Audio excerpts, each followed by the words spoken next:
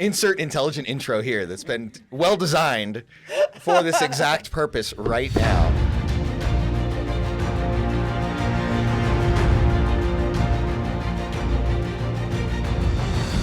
Hi, I'm Mike, and this is my wife Dawn, and this is the Heroes Forge. So what we're going to talk about are things like, hey, who the heck are we? And what do we believe? Why you might want to listen, and a little bit about the patriarchy and the feminine social order. That'll get their attention. So I guess let's just dig into it. So, Hi, who are we? yeah, who are we? We're weirdos. Well, I'm Mike, and this is my wife Dawn, and we're married almost 21 years. Shoot, this month. This 21 month. years. Yeah. Yep. And we've been together for almost 26 years. So it's been a wild ride, and we like each other still, and that's a good thing. That's the goal there, right? Right? When all the little birdies fly the nest, and you sit across the breakfast table from this person that you've spent all of this time rearing children with, go, do I still like you? And do I still know who you are? Right? That's really important. 'Cause- That's how we started. Like, that's how we've always postured our relationship, our family, everything. Yeah, absolutely. So a little bit about me is I'm retired from the Air Force. I served for 12 and a half years.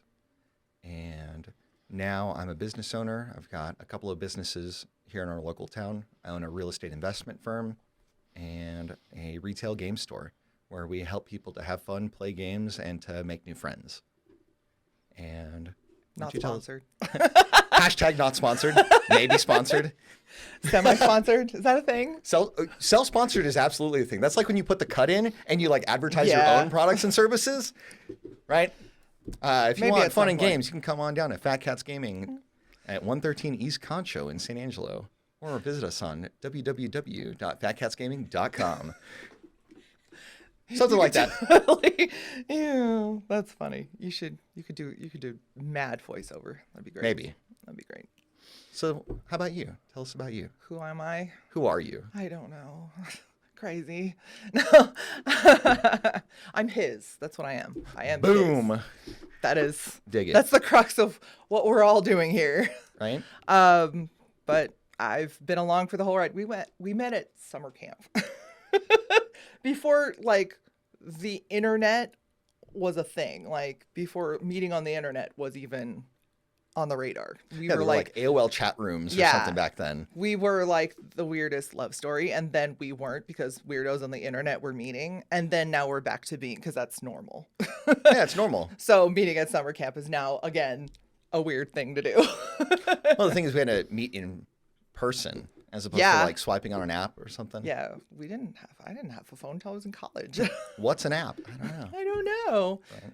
I was really jazzed that I had like one of the first phones with a camera on it.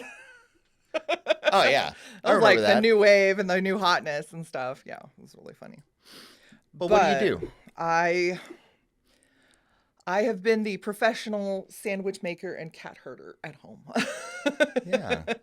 We make sandwiches at the shop. I just tell people like I make sandwiches at home. So, Yeah. but I actually we were in college, and then he said I'm joining the military, and I said what? And so it just happened where it was like, okay, so are we doing this together, or are we kind of just gonna do your thing until I have to wait for another few years, because we were already engaged at that point. So it was like, yeah, I want to do this with you, and I'm like, okay. So I finished that semester at school, and I never took classes here and there, but then I never really went back to school. Sure. But and by the time we actually looked up and went, do you want to finish school? I'm like, do I need to? Like, no. And then I was like, okay, I'd rather focus on our 4 kids, almost 15, 13, going to be 14 in a couple months after that. They're 14 months apart. And then there's a big gap in the middle. And then we have a 6-year-old and a 4-year-old. Yeah. So, and we've always known from before we had kids that we wanted to home educate. So they never leave, ever. Which is good.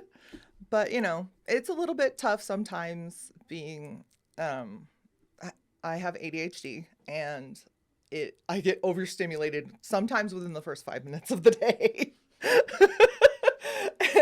And I'm like, oh, it's gonna be like that, huh? Okay, okay. Jesus, take the wheel. Take the whole car as it's on fire, careening off the highway. All right. So I do home educate. We go to a once a week co-op, and I'm the now high school teacher for that. But it's really awesome. It's a great experience, and it helps me, almost reacquaint myself with education and the learning process in and of itself. So that's been fun, and it's been a joy to watch my kids just develop into these smart, like deep human beings. I'm like, oh my gosh, you have thoughts and opinions now, not just opinions for the sake of opinions. So, Oh no, so we've equipped them with logic and reasoning. yeah. Whatever will we do?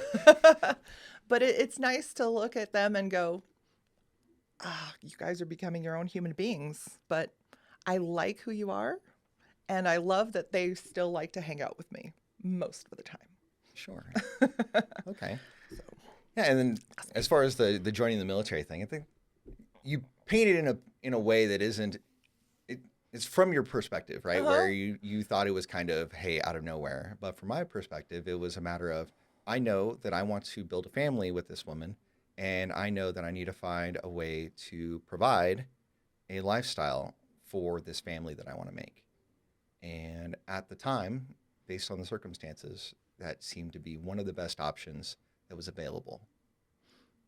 That's true. And I didn't want to have to go into a full 30 minutes of all of that, whatever. It's good that you can summarize it better than I can, honestly.